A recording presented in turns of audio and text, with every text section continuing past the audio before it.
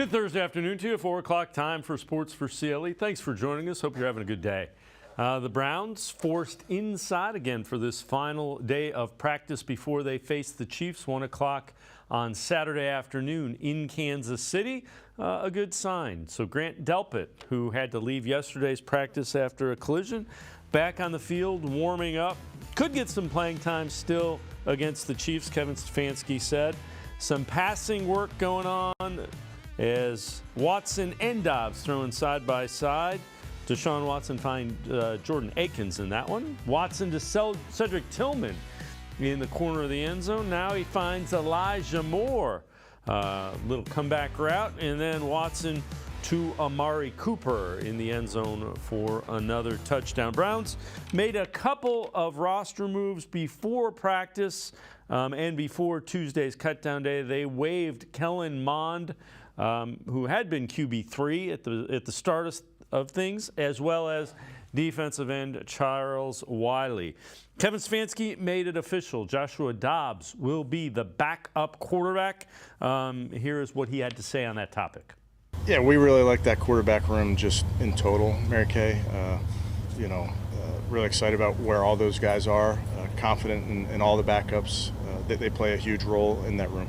Yeah, I mean, I've been very blessed to be around some great backup quarterbacks, some young guys, some old guys, different styles of players.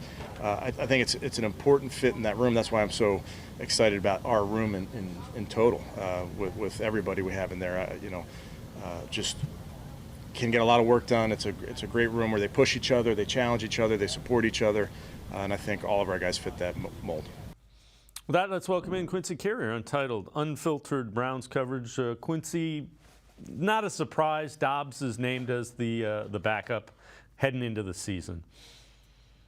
Yeah, I mean, this is kind of what we expected the second they signed Josh Dobbs to a contract that was pretty on par with what backup quarterbacks would be getting. It makes sense. Josh Dobbs plays. I know people think DTR plays a similar style to Deshaun, but do you look at like the actual functions of how they go through a play? They're a little bit different. Dobbs a little bit more similar to Deshaun. He's kind of who you want in there in a game day situation. Now, if there's a week of practice between a start, then I think that conversation might change a little bit. But as far as right now, Josh Dobbs is probably the right guy for the backup job. Yeah, and again, it's a guy that you want to develop. Dorian Thompson-Robinson. He's, without question, shown enough that they have confidence that they got it right with drafting him.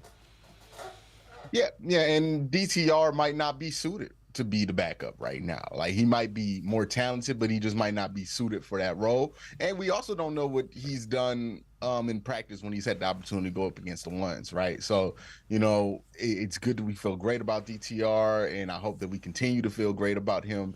And I think also no Kellen Mond there means that he's going to be able to get more reps in during the preseason, which is going to be very helpful to him. So, cut down day, Tuesday. So the Browns, we'll hear all kinds of stuff coming up leading up to Tuesday after the preseason game. One of the guys to keep an eye on, Mahmoud Diabate. He talked about his performance during training camp as well as his chances of making the 53-man roster. Just play hard and do my job. The same thing I do every week. Focus on my assignments, focus on getting my teammates to call, and play my ass off. Is it tough to not think about what's going to happen over the next 4 or 5 days? No, it's really not. I try to think about what I can control the controllables, do what I can, and let the people who make decisions make their decisions. I don't sit around worrying about something that I don't have a decision at. So I'm focused on going out there on Saturday, having a great game, and giving a good impression to the entire league. I feel like I've had a great camp. I've been able to showcase my talents, whether it be in practice or as you guys have seen in the game. So I've definitely been proud of myself. I feel like I put my best foot forward every single day and give my best effort, taking the coaching and made corrections. So I'm excited for the future. I'm thankful for my time so far here in Cleveland. Quincy, that's he's certainly given them some things to think about. He was a undrafted rookie free agent that they gave a little bit more money to because they wanted him in here. Do you think he makes the 53-man roster? Oh, he has a really good chance to make the 53-man roster. You have to remember that more money they gave him was a fifth-round equivalent. So what could have happened here with Diabate is what's happening with a lot of draft picks in both the NBA and NFL, where after a certain round, guys are deciding, hey, it's more beneficial for me not to get drafted and forced into a team that I don't really know if the fit's going to be right. I'm going to go to where my agent and I feel like are the best spots for us. So maybe that's what happened with Diabate in his draft process, where he kind of told people, don't draft me. I'm going to go undrafted. And then the Browns targeted him with the fifth-round equivalent in UDFA, which means that they kind of value him the same way that they would value a fifth-round pick. So I think Diabate is close to a lock. He's shown some signs. He's flashed a little bit. They're going to need guys like that on special teams. So I think he's going to be definitely somebody to see make this roster. Other one that a lot of people have been talking about is Austin Watkins. What are your thoughts? Do you think he makes the 53-man roster? It's going to be interesting to see what happens with him, because his wide receiver room is so crowded and they have guys that they are invested in the future of that they can't just throw away because somebody's having a hot camp. So we'll see how they get around this. Hey, this is a Browns team that decided to keep 4 running backs last year, right? There's this idea out there that they're stringent to these templates of how they're going to build this roster, and that they're only going to keep 7 wide receivers or 6 wide receivers here, 3 running backs here. I think they've shown in the past that they're flexible, and if they feel like there's an extra guy that they just want to keep because he's been playing so well in camp, they're going to go out their way to keep that guy, just like they did with running backs last year. The one thing I would think with Diabate and Watkins, if you see them on special teams against the Chiefs, that's an indication they're looking for a way to keep them, because you want the 49th, 50th, 51st, 52nd, 53rd guy to be able to do something on game day, and that would be special teams. It's interesting, too, because like I see more and more teams use more rotational players on special teams, and they're kind of reserving some of these back end spots for developmental pieces. And I think Diabate, since he plays linebacker, it's a natural fall in for him to be a special teams player. Austin Watkins, I don't know what kind of special teams player he can be. Wide receivers are a little bit more of a gamble to throw out there. But I think whether they play special teams or not, I still think the chances that they make the roster are in their favor, because they're going to just want to keep these guys in general and figure out what they have to do around it. You know, the ideal of the roster isn't just to fit a template, is to get the best 53 players that you can. You'll hear Kevin Stefanski say that in the press conference. If you ask him what's his philosophy, he would say, my goal is to get the best 53 players on the roster that I can. And what that entails is, hey, sometimes you're going to keep a lot of guys in one position, sometimes you're not. It's going to be flexible based on where you feel like those best 53 players are. So this is from the NFL on CBS. They tweet this out. Longest drought of having a quarterback named to a Pro Bowl. Dolphins longest, 1995, Dan Marino. 49ers, it was Jeff Garcia in 2002. Also played with the Browns a little bit later than that. Browns 2007, Derek Anderson. Jets 2008, Brett Favre. Broncos 2014, Peyton Manning. You look at those last 3 and you think Deshaun Watson, Aaron Rodgers, and Russell Wilson. That tells you why those 3 teams made those moves. But man, Derek Anderson was like, that's like a Pro Bowl flash, because he was good and then he wasn't so good. It's so random too, right? Because like then Tyler Huntley makes the Pro Bowl last year for the Baltimore Ravens, you know, where Baker Mayfield had like 2 20+ touchdown seasons. He couldn't even sniff it, even be as an alternate. It's hard to make the Pro Bowl in the AFC for most times because of all the quarterbacks that are there. And if we're talking about guys who are just elected to the Pro Bowl, it's even harder, because then we're not talking about guys just deciding not to play because they're still in the playoffs or they just don't want to do it. So, yeah, it's been a very long time since this team has had a Pro Bowl quarterback. And even then, you know, let's be real, Derek Anderson was a nice story, so he made the Pro Bowl. Yeah. Derek Anderson was not a Pro Bowl caliber quarterback. None of us believed that. I remember the conversation around town being, hey, maybe we could trade Derek for something now that he went to the Pro Bowl, right? You got to sell high on him. Yeah, I mean, if you want to, Bernie Kosar made a couple of them, so that he made 2. So that's even, you know how Bernie is revered, and he was a good quarterback, but he only made 2 Pro Bowls. Think about that. Deshaun Watson's been to more Pro Bowls before he got traded to Cleveland than Bernie Kosar had in his entire career. It's a crazy thought when you think about the amount of success Deshaun has had before he's been in Cleveland, and the fact he's only 27. Quincy Carrier and I are going to step aside, take a quick time out. Other side of the break, we'll head to the voicemail of Truth and Reason. Sports for CLE. I'll be right back. Stay with us.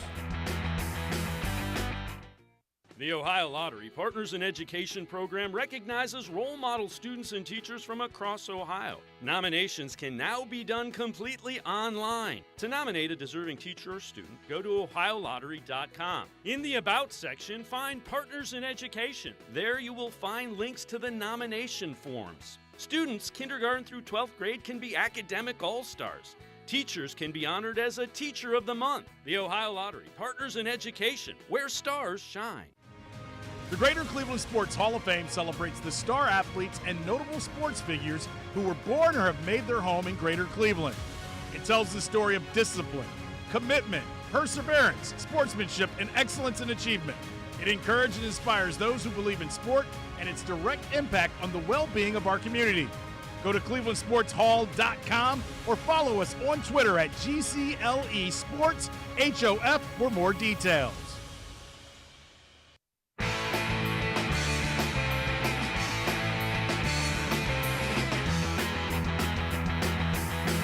We continue talking Browns with Quincy Carrier, Untitled, Unfiltered Browns coverage. Let's head to the voicemail of Truth and Reason.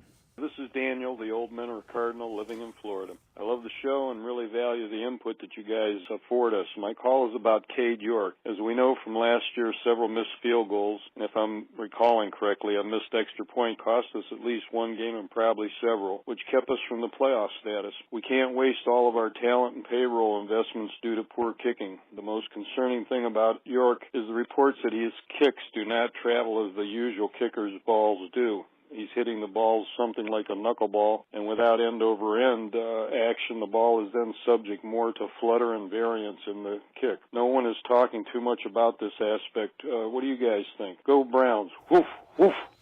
As always, appreciate all of the voicemails. Quincy, the thing that really concerns me is he makes them all in practice, and he's not making them come game day. That's not good. But it goes to show it's almost like a mental thing. And I think go. I think the problem is exactly what the caller brought up, but not in the way that he meant it. I think they're thinking too much about it. The same way Browns fans are thinking too much about why he's not making the kicks. Is it the holder? Is it the angle in which his foot is attacking the ball, or is he trying to pull? Or I imagine that all of this is going through Cade York's head before he kicks a field goal in the game. And he's trying to think about all this stuff, and it's too much, right? You know, we always joke about, hey, did they make the call to Phil Dawson? Maybe they shouldn't, because Phil kicks so long that he knows so much. And if you give all of that information to a rookie kicker about you should look at this flag and you should put your finger in the air, and they're going to try to make too many adjustments they don't know how to make. And then they're just not going to – they're going to be trying to adjust the ball before the win ratios, and then they're kicking it. And it goes wide left all the time because they're trying to adjust for stuff that they don't really understand, when all they need to do is just kick a good football, right? Like, that's all Cade York needs to go, is get back to the fundamentals. He's a talented kicker. He has good leg strength. He had good leg strength for LSU. He has good leg strength in the NFL.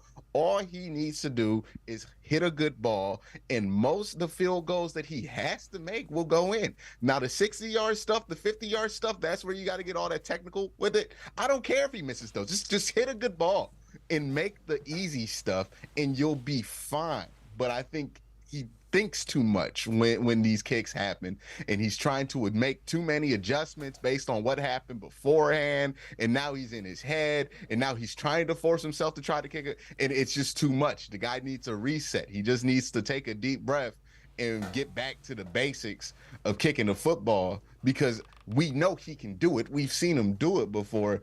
He's just in his head about it, especially when the lights get bright. And this is This is a year where you cannot afford to be leaving points on the field. The Browns cannot afford that. I mean, hopefully they have enough room for error, right? Because the defense and the offense are good enough. And maybe that's the thinking, is that, hey, these games don't have to be tight. Because we're talking about these games that came down to like this close of a margin last year, and the kicking really mattered. Well, that was because the offense was limited and the defense was terrible, right? Like, that's why it came down to the margins, because we were blowing all of our margin of error on offense and defense. I guess they're thinking, hey, we're going to be good enough on both sides of the ball that we can have a little bit of room for error here with the kicker. And to their point, nobody talks about this, but Harrison Butker was not consistent for for 2 of the last 3 years in Kansas City. Nobody talked about it because it didn't matter, because the Chiefs were good enough to overcome these things. So ultimately, the onus is going to be on the Cleveland Browns, the offense and the defense, the sides of the ball, to get the most money to overcome bad kicking, if that's what you have. So that's not necessarily a good excuse for them, but you know, you do worry about it at the tips, right? When we're talking about the playoffs, where the margins get this thin, if he's still having these issues, then that's where it becomes something that costs you. So NFL power rankings, this is from sportsnot.com. Number 1, Chiefs. Number 2, Eagles. They go a little off the board there. 3, 49ers. 4, Jets. 5, Cowboys. 6, Bengals. They have the Browns at 12. Cleveland just needs a top 12 defense and offense to make the playoffs, and there's more upside too. So, Quincy, I know you have you've addressed this on your show. Why do you think the Browns can win the Super Bowl in 2023, 2024? The Jets are interesting there at 4. I mean, we're going to use haven't seen it from the Browns. I mean, what do we see? All right. But, you know, it's why the Browns can win the Super Bowl is because you look at this roster, and this is a roster that if they won the Super Bowl, nobody would be surprised, right? That's an exercise I implore a lot of fans to do. Look at a team's roster and tell me, if you think they won the Super Bowl, where would that rank in upsets in NFL history, right? You look at Pittsburgh's roster. If that roster wins the Super Bowl, that's going to be shocking. The Browns have a roster that they win the Super Bowl. It's not that surprising. And they're among like maybe 6 teams that would be in that category. So talent alone, you have that. You finally have the experience on the defensive side to hopefully get the most out of some very talented defensive players. And the elephant in the room when it comes to the Browns has always been the quarterback position.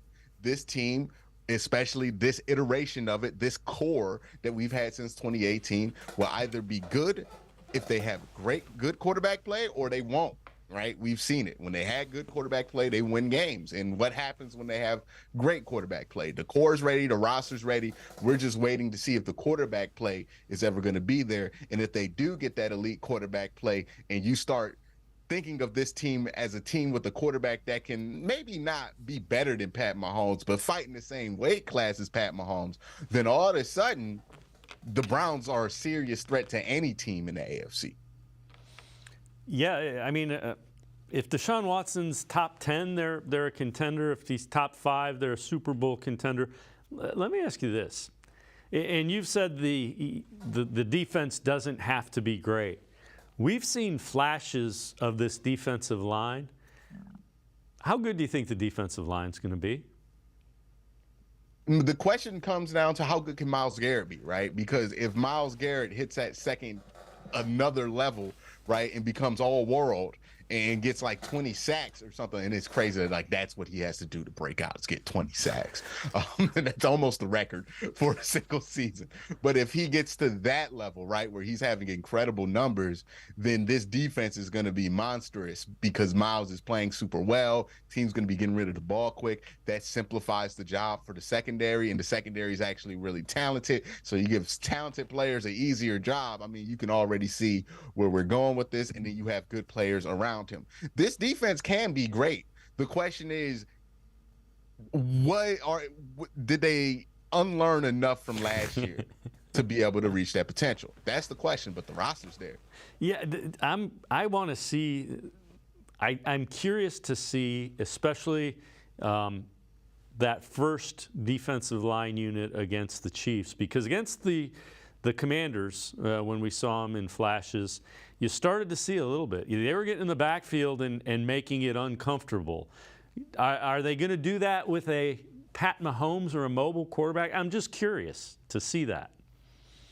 One of the things I'm curious, too, with this defense is since they are going to attack so much, since they're not going to really contain on both sides and they're going to prioritize being aggressive, how does that work with the more scrambly type quarterbacks, right? Not necessarily talking about Josh Allen or Lamar Jackson. Those are like direct run quarterbacks. But like a Pat Mahomes is a good example of like, hey, if you don't contain on Pat can be slippery, get something out to the side, or kind of scramble for some yards. So that's going to be something that's going to be interesting to see during this preseason game is, hey, what does it, when you have a guy who's not necessarily a runner but a little mobile back there and you pressure him that much, what happens if the first man that gets that pressure doesn't get there? Are we able to be good enough on that back end to not make that be something that bites us in the butt time and time again during the season? Yeah, with what I know of Jim Schwartz, he's going to, this is what we do, this is our defense, and he'll keep tweaking matchups until he finds what works for him. Yeah, he's going to keep tweaking and keep trying to find these matchups for them, especially in the secondary. But he does have a pretty strident philosophy of like, hey, I'm willing to take these lumps if this means I can be more aggressive, right? And that's the thing. It's a different philosophy. Each philosophy has its strengths and weaknesses. People didn't like with the last defense that the corners would play off more than they would play, kind of man-to-man coverage. Now you're going to get more man-to-man coverage, but with man-to-man coverage comes some consequences, right? It's easier to scramble on man-to-man coverage. Sometimes it's easier to beat man-to-man coverage. You get kind of beat a lot in the red zone in man-to-man coverage. So, like, how do you handle these kind of things? That's going to be the job for Jim Schwartz, right? Because the talent is there, but they just need to be put in the right places, and we'll see if that happens this upcoming season. Quincy Carrier, Untitled, Unfiltered, Browns coverage, and I'm going to step aside, take a quick time out on the other side of the break. We'll head back to the voicemail of Truth and Reason, talk a little bit about the offense. Sports for CLE. We'll be right back. Stay with us. Come back to go forward. Back to learning new things. Back to pursuing your dreams.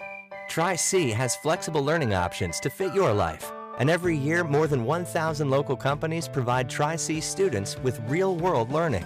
The right education can boost your lifetime earning power by hundreds of thousands of dollars. Start now with a college education you can afford. Tri-C, where futures begin.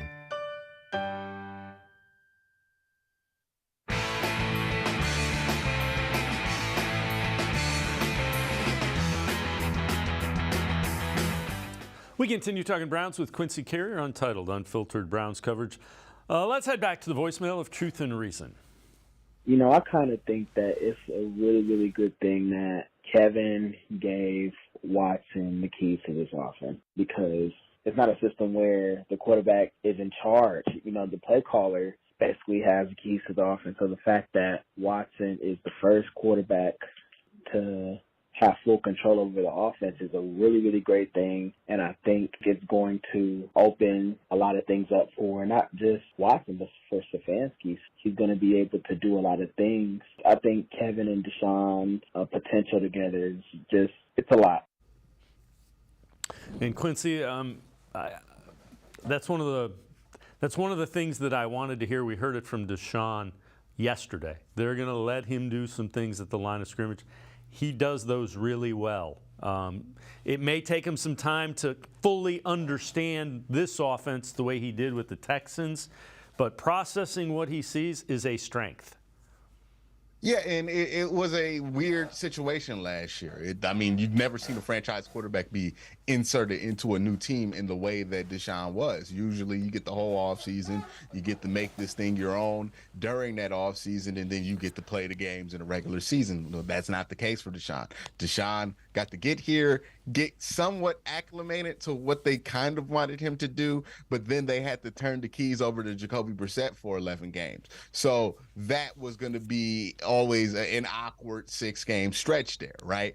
But now we get back to this one, and it's more of that traditional thing where it's like, hey, the offense is changing. It's fully in the hands of Deshaun Watson. It's what he wants it to be, and I think you're going to see the comfort there. And hats off to Kevin Stefanski, because some coaches who have success without a marquee quarterback have a hard time of letting go of the keys to the offense because that's part of what they bring to the table as coaches. But Kevin, it seems like he was able to put his ego aside and allow for Deshaun to have a massive imprint on his offense. And I think that's ultimately going to be a good thing because you look at franchise quarterbacks on any team in any situation, they are the author of their offense, right? They bring their offense with them. I joked about this last night with Ryan from RGR Football, who covers the Chiefs, and I was like, hey, when Peyton Manning went to the John Fox offense in Denver, they went from the cadence being White 80 to the cadence being Omaha. That tells you who was in charge there, right? Like the cadence changes. John Fox is learning new terminology for plays that Peyton ran in Indy. Like there's no translation happening there. He becomes the author of the offense, and you want that to be the case because if you get in a 2-minute situation with Deshaun Watson, you don't want him looking at the QB play risk, which if you notice this year he doesn't have to wear when last year he did. That's a massive change, but you don't want him looking at that risk and being like, oh yeah, I got to do this, I got to do that. Maybe we want to, I don't know, what does Kevin want to do? He has to wait for the signal to come in. It's like, no, you want Deshaun in that 2 minute to be like, I want to go here. We want to attack this. I like how they're setting up here. Let's go attack this safety, put him in conflict and just keep the game moving. So that's what you want the comfort to be for Deshaun. And that's how you get those 2-minute drives at the end of the game or the end of the half that are so clutch because you want him to just be in his element in that time instead of trying to think and get the play call in and all that other stuff. So I know you've addressed this on your show. What do you think the expectations should be for Deshaun Watson? They should be high, right? Like they should be high. I know last year in those 6 games, and a lot of us got carried away with the thought of Deshaun Watson coming in there and saving the season. Kind of has given us this whiplash effect on, okay, well, let's not expect much of him.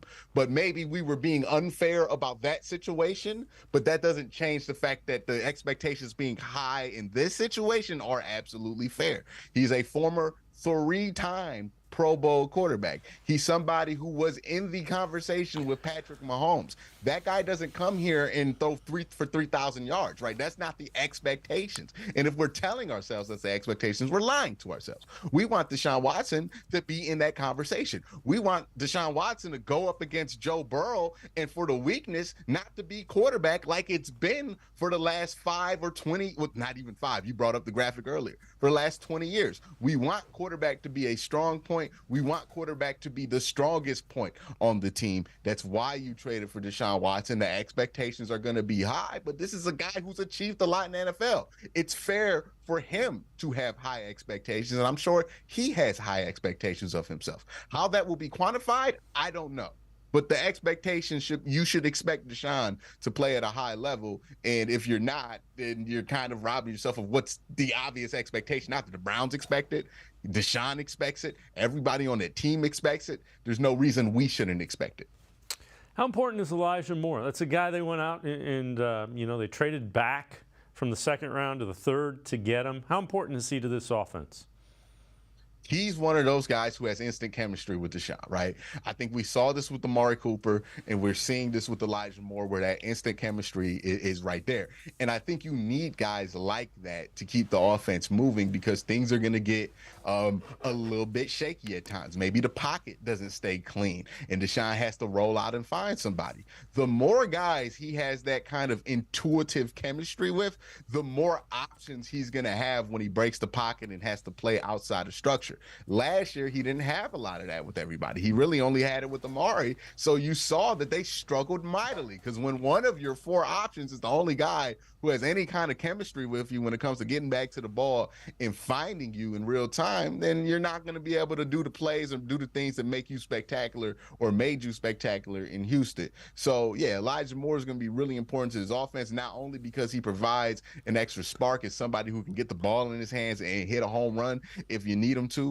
but also he's somebody who has that instant chemistry with Deshaun and a lot of trust with him, and those guys are going to be real clutch in those 3rd down situations to keep the drives going. So this is from Pro Football Network. Odds for the first coach to be fired in the NFL. This is according to betonline.ag. Mike McCarthy, Todd Bowles the favorite, plus 600. Ron Rivera, plus 650. Josh McDaniels, plus 700. They go Kevin Stefanski and Dennis Allen, plus 900.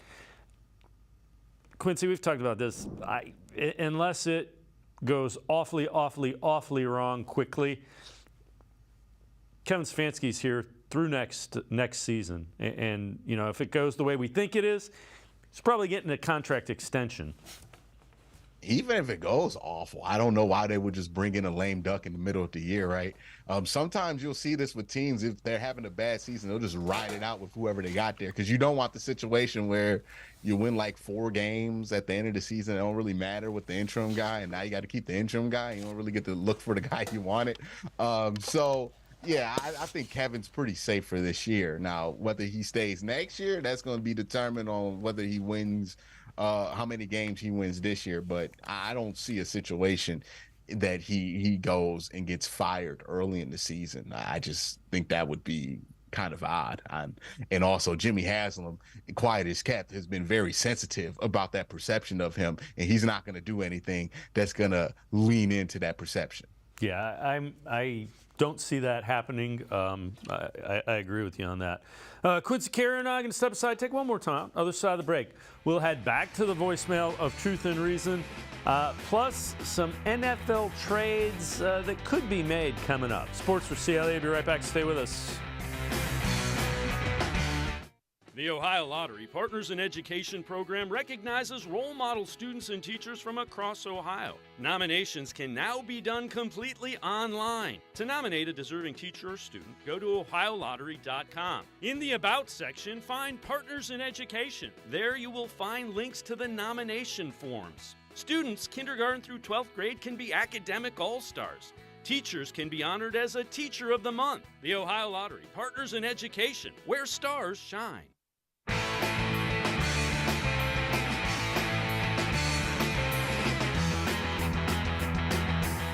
We continue talking Browns with Quincy Carrier from Untitled Unfiltered Browns coverage. Let's head back to the voicemail of Truth and Reason. This is Charles Boykin in Dayton, Ohio. And I think the reason why they're restructuring all the contracts is because we have so many one-year contracts, and if these players pan out, we're going to have some money to sign them, especially Zadarius Smith and the new defensive tackle, Mr. Harris.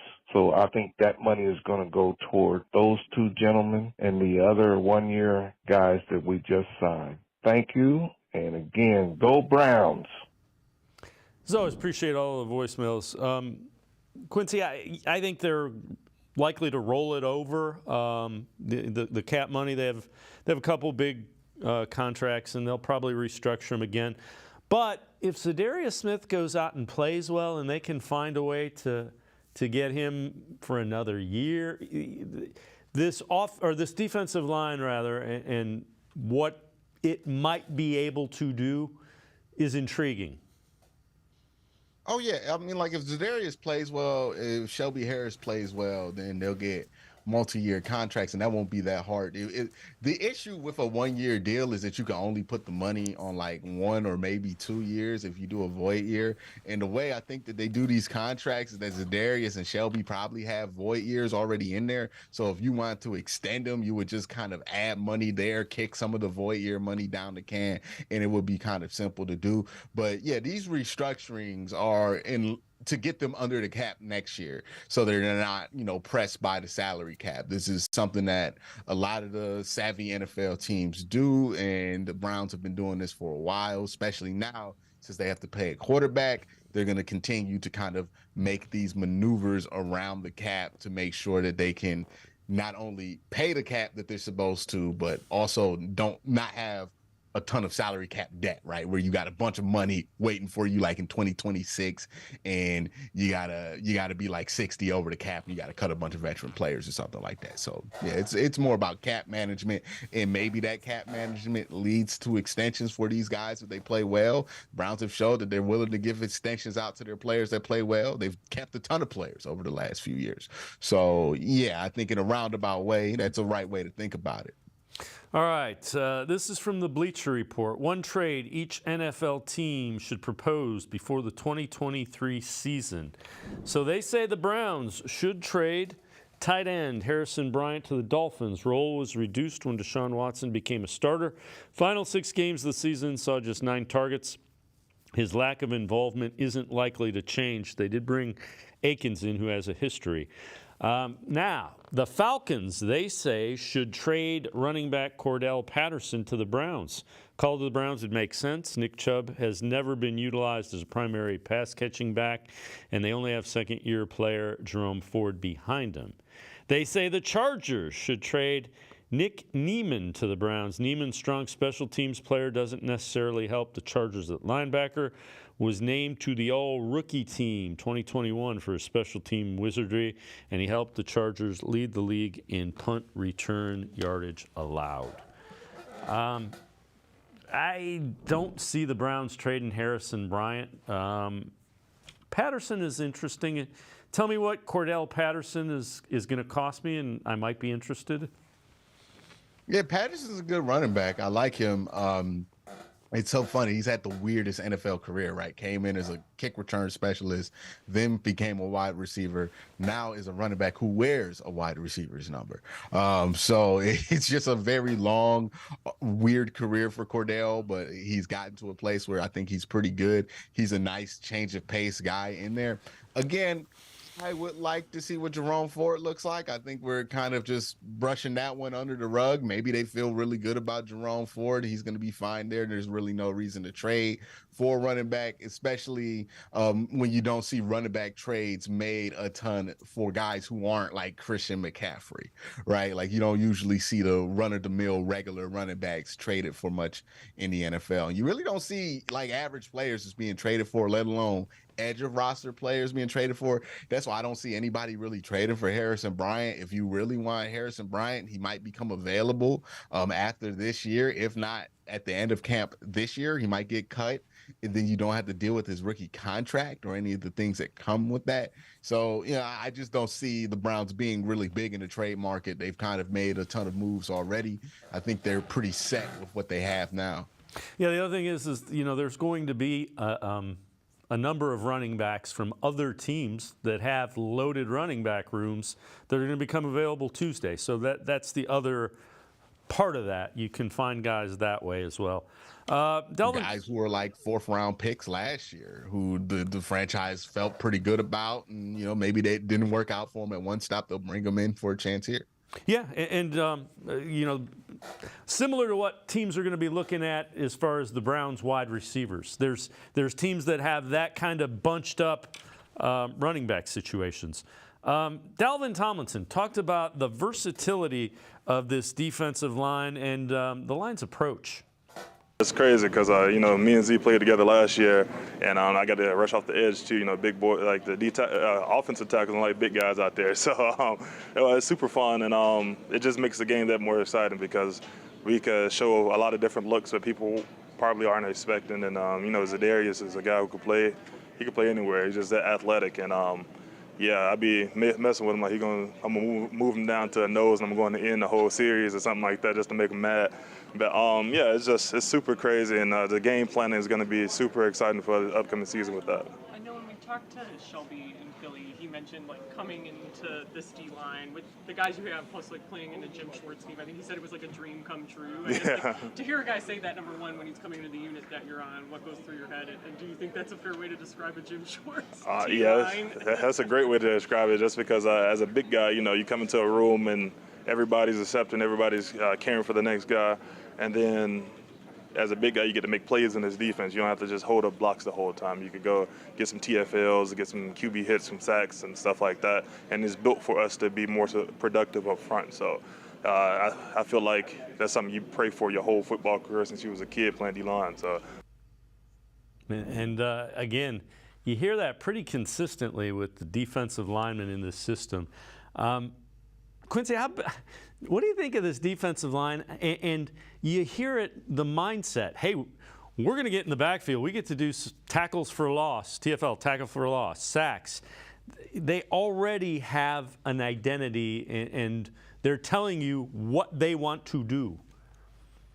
They're going to take chances. They're going to take gambles, right? They're going to take these big swings that you really didn't see a ton over the last few years with Joe Woods, who was, ironically enough, as many big plays got made on that defense. It was kind of playing it safe, right? Or at least the philosophy was to play it safe.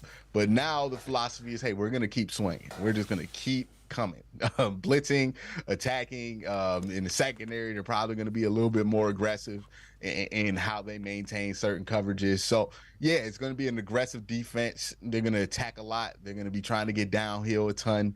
Sometimes it's going to lead to big gaps being open. That's why you need the linebackers to be where they're supposed to be. But, yeah, this is going to be a defensive line that's going to look to get in the backfield a lot. And if they can do that, they'll be successful.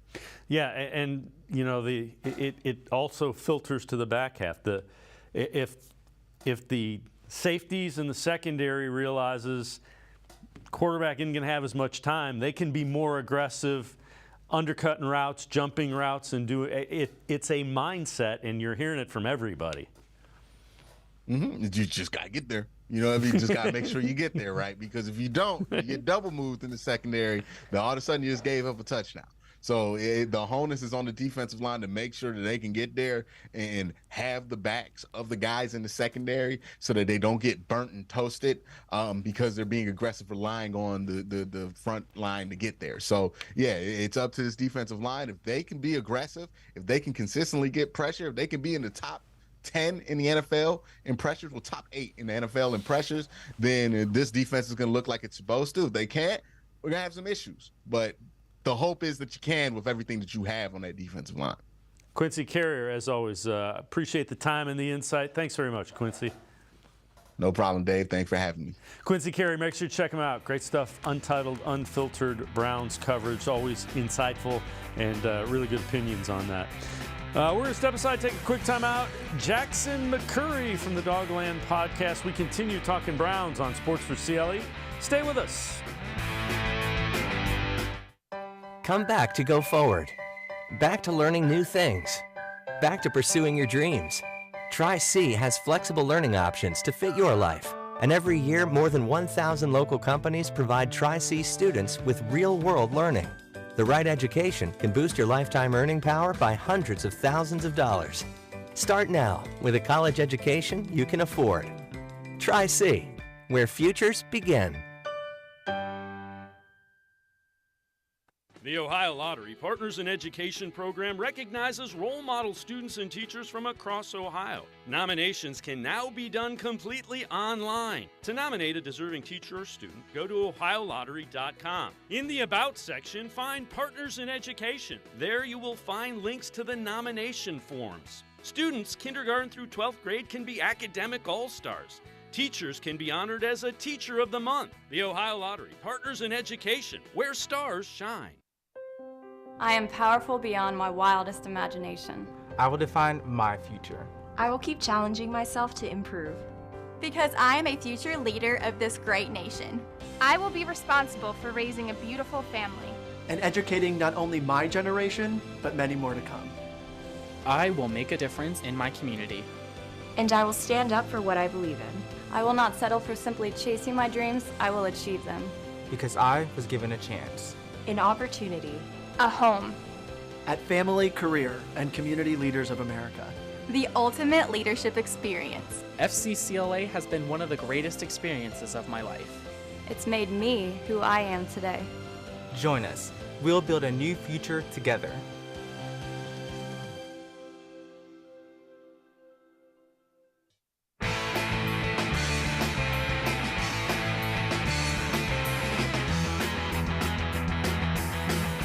We continue talking Browns on Sports4CLE. Dan Orlovsky on ESPN's Get Up on what he expects to see from Deshaun Watson this season. I hope that Deshaun gets back to the player that we saw in 2021 on the field when he was athletic and sudden and one of the best young talents in the NFL. Those are the two questions I have, Greeny. Is he going to get that athletic bounce back? And then how quickly does the feel of football and seeing windows open and close come back to him? If he gets that, he's going to be in that top 8, top 10 conversation again. Now, look, I mean, he was in the top 2 or 3 conversation when he was at his best. With that, let's welcome in Jackson McCurry from the Dawgland podcast.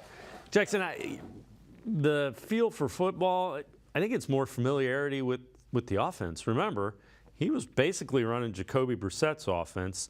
That's why when we heard Deshaun Watson earlier in the week talk about Kevin's given me ownership of this, that's what you want to hear.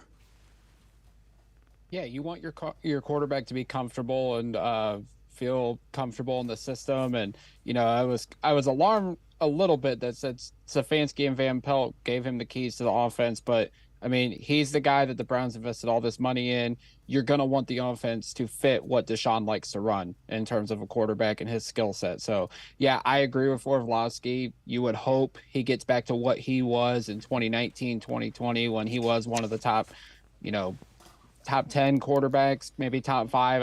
I don't know if he was ever top 3 like Greeny said. I think that's a little outlandish, but you want him to get back to his elite status that he was when he had Houston in the playoffs every year except for 2020. So yeah, you definitely hope he gets back to that. But yeah, comfortability and the scheme fit, that's all I think Deshaun Watson needs to showcase that he still has the talent that he had before all the chaos surrounded him. Did you say you were concerned when Watson said that Stefanski and AVP gave him the keys to it? If so, why? Why would you be concerned? Maybe I misinterpreted, but once I seen the quote, I was kind of like, they're letting him run the show, because you would think like Stefanski's still got to run the show. He's the head coach and everything. But I also understand, like, listening to it, that Watson had input on how he wants the offense to go. I'm sure at the end of the day, Stefanski and Van Pelt are making the decisions and the play calls and everything, obviously. But, you do want your quarterback to have some say. So maybe when I saw the quote, it was a head scratcher to me. But once I listened to the actual audio, I understood what Watson was trying to say there. Yeah, I think what he's saying is they're going to let him audible out and take a look and change plays, which I don't think they let. I wouldn't have let the previous quarterbacks do that because you're scheming around him. I think I'm happy to hear that because Kevin Stefanski and Alex Van Pelt realize we have an elite quarterback. Let's let him be him. Yeah, definitely. I mean, make no mistake about it. Baker had his flashes. He was never the franchise guy. He was never the elite guy that you could trust to, make corrections if, the defense changed something. And that goes with Jacoby Brissett as well. But we know the talent Deshaun Watson has going back to his days at Clemson, his early years in Houston. We know he's got the ability, the football IQ to go out there, make adjustments if the defense changes something up to that it's going to benefit the offense. So, yeah, I think Stefanski and Van Pelt completely trust Deshaun, and the Browns obviously do too, or they wouldn't have invested what they did to get him. So this is from CBSSports.com. One thing to watch in each of the NFL preseason games coming up this week. Browns getting the full dress rehearsal for the first team offense, meaning Deshaun Watson will be participating in something other than a joint practice. How will the passing game gel? Will the offensive line protect Watson? Will Nick Chubb play? There's a lot to watch this week. I don't think Nick Chubb plays, and I probably wouldn't play Jack Conklin, and just because you want everybody healthy. What do you want to see in the 2025 plays that Deshaun Watson is likely to play? Just a continuation of what he did in the one drive he had against the Commanders. He was able to move the ball down the field with his arm, with his legs, getting everybody involved. But then most importantly, Dave, I want to see him put a touchdown on the board. I think, obviously that drive against Washington got hampered. It was stalled out at the goal line, and you would hope he's able to punch it in and put 6 on the board. I think that's the ultimate goal. You want to score touchdowns. We want to see this offense put touchdowns on the board. So if they get he gets 2 drives. If he gets at least 1 touchdown on the board, that would be awesome. But it's unfortunate that we won't get to see Nick Chubb out there till September 10th. But at the same time, he's one of our prize centerpieces on offense. I do not want to see him get banged up in a meaningless preseason game. No, he's going to take enough of a beating for 17 games. We hope he doesn't need to take one here where it's not going to. I want to see I thought the offense looked like Deshaun Watson's offense, and that kind of goes back to, he was comfortable. I want to see that. I want this to be Deshaun. If this becomes Deshaun Watson's offense and he can have the feel that he had in Houston, they're going to score a lot of points because they got a lot more talent than the Texans did. Yeah, most definitely. I mean, I think the goal would be 25 points per game, and with Deshaun Watson's talent and all the skill position players around him, I think 25 points per game is feasible. But yeah, I'm with you. I just want to see him be comfortable, have good pocket awareness. When he was feeling the pressure from the Washington pass rushers, he was able to tuck the ball and make plays with his legs. So just continue to see some comfortability, a nice flow and rhythm of the offense, and most importantly, get a touchdown on the board. Yep, and don't take too many hits. That's the other thing. Yeah, most definitely. Do not take too many hits. All right, this is from BrownsWire.com. 5 running backs to watch as cut-down day approaches to fill RB3 for the Browns. They say D'Ernest Johnson for the Jaguars. They're familiar with him in Berea. They know him. He's been in the building last few years before he went to Jacksonville. They also like Michael Carter from the Jets. It's a name that could be getting cut with Dalvin Cook coming in. DJ Dallas from the Seahawks, another guy that has some pass-catching ability. Dare Ogunbowale from the Texans, another guy that could be in danger of getting cut, as well as Dwayne McBride from the Vikings. Jackson, of all those, the one that intrigues me there is Michael Carter. That's a guy they drafted Breece Hall. They brought in Dalvin Cook. Carter's a guy that if he's your third running back, he can do some things. Yeah, he definitely can. Obviously he would have been a lock for the Jets before they signed Dalvin Cook, but obviously they're going to move on. Most likely they could probably get something for him out on the trade market as they cut the rosters down. But I'm with you. Michael Carter is the most intriguing of those names. In 2 years, he's had 338 touches, 4.9 yards per touch, and 7 touchdowns. So he can get you as a runner and as a receiving back as well. I think that would fit what the Browns need in that running back room, just because Demetric Felton and Jordan Wilkins really haven't shown much in the preseason yet. Now Wilkins just got here like a week and a half ago, so you might see some more out of him on Saturday, and maybe that's convincing enough to make the roster. But I still think the Browns are searching for that third back behind Chubb and Ford, and Michael Carter is definitely the most intriguing of those names. I know a lot of people are saying bring D'Ernest Johnson back, but if the Browns didn't believe in him enough to bring him back in the offseason before he signed with Jacksonville, maybe he doesn't want to come back here. Maybe he wants to go try and prove himself elsewhere if Jacksonville ultimately cuts him. Yeah, that is a fair enough assessment, and that's kind of the way I felt about Johnson, too. I think he can play. I don't know that this situation would be best for either him or the Browns at this point in time. Jackson McCurry from the Dawgland podcast and I are going to step aside, take another time out. Other side of the break, we'll hear more from Kevin Stefanski. Also take a look at what the 53-man roster might look like come Tuesday at Cutdown Day. Sports4CLE will be right back. Stay with us. Come back to go forward. Back to learning new things.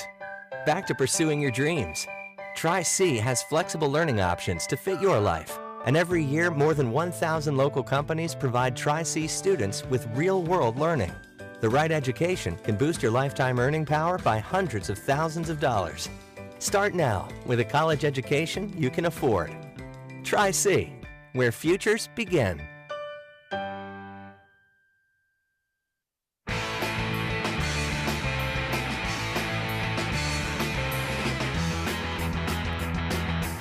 Browns getting ready for their final preseason game Saturday at 1 against the Chiefs in Kansas City. After the joint practices with the Eagles, Jason Kelce talked about the complexity of the Browns' defense and that scheme that Jim Schwartz brought, when all we've heard is Jim Schwartz has made it much simpler on the defensive side of the ball.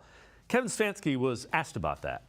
I think with good scheme, offense or defense, you want to be easy to your players and complex to the opposing team.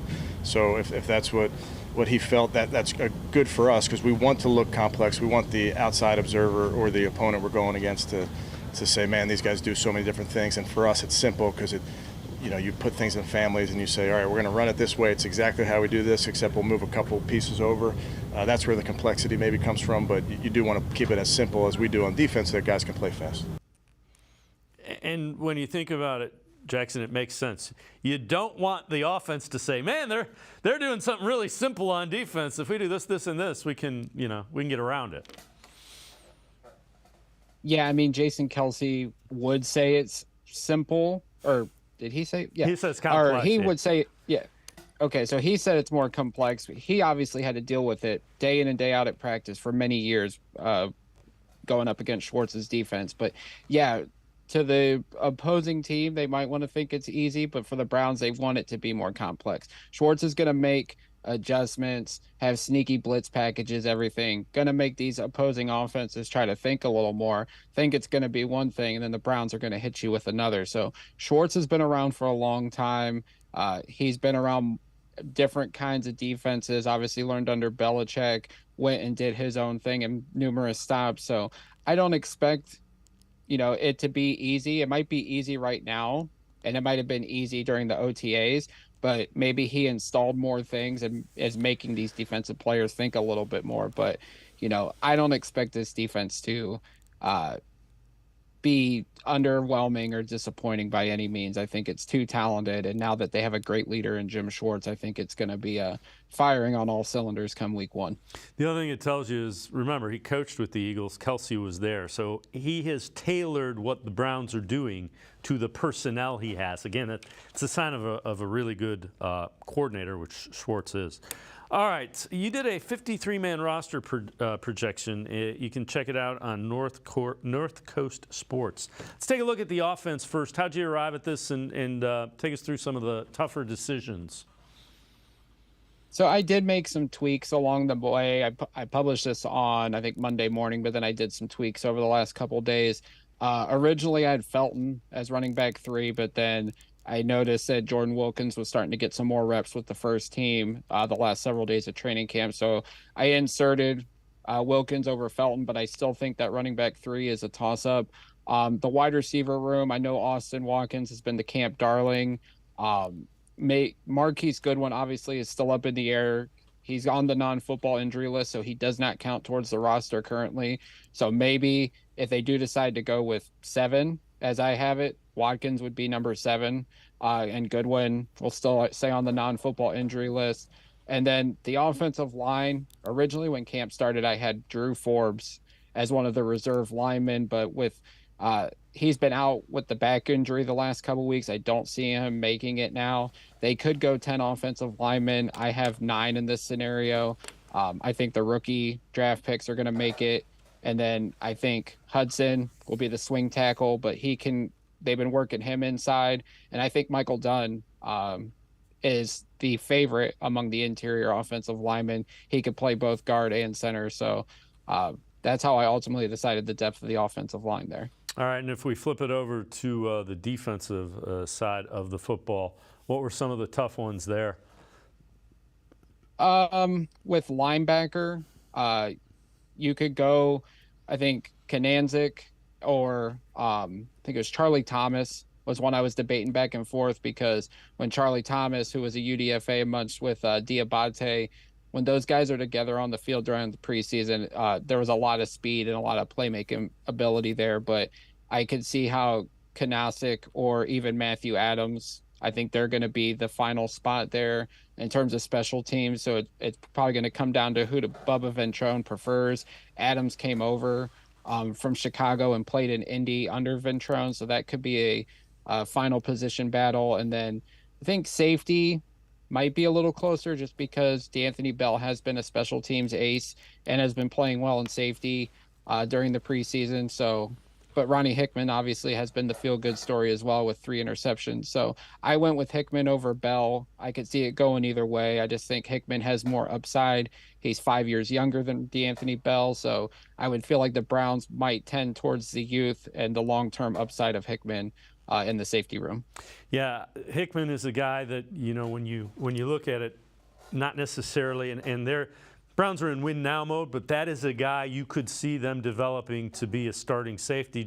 He just seems to always be around the ball. That's a really good quality for a safety to have, especially in a Jim Schwartz defense. Yeah, definitely. I just think, and they paid him like a 5th-round pick. I think it was $300,000 guaranteed after the draft as a UDFA. So, the Browns were very high on Hickman and wanted to get him badly going undrafted. So they must believe in him. Maybe they keep 5 safeties somehow because I know they like DeAnthony Bell, but with him being 27 years old, I don't see him getting picked up in the waivers. So maybe he clears waivers and the Browns bring him back on the practice squad and maybe one of the extra call-ups on a game day, but I would just have to think they're going to go with Hickman in that scenario. Jackson McCurry, Dawgland's podcast, as always. Appreciate the time and the insight. Good stuff. Thanks very much, Jackson. No problem, Dave. Thanks for having me. Jackson McCurry, make sure you check him out, the Dawgland podcast. That's going to do it for this edition of Sports for CLE. We will see you back here tomorrow at 4 o'clock. Have a great night, everybody. See you tomorrow at 4 on Sports for CLE.